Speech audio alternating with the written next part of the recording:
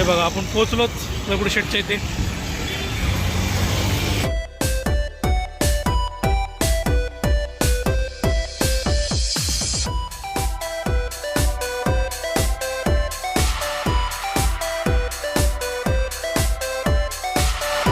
मिनिटात दर्शन झालं कारण गर्दी नाही आहे. बघा या साईडला गर्दी नाही आहे त्यामुळे आपलं दर्शन एकदम इझिली 10 मिनिटात झालं. जय बाप्पा गेला का?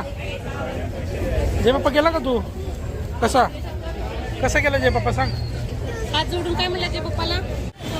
चला आता आपण आलो तुळशी बागेच्या इथे दर्शन करू. आता आलो डायरेक्ट तुळशी बागेच्या इथे.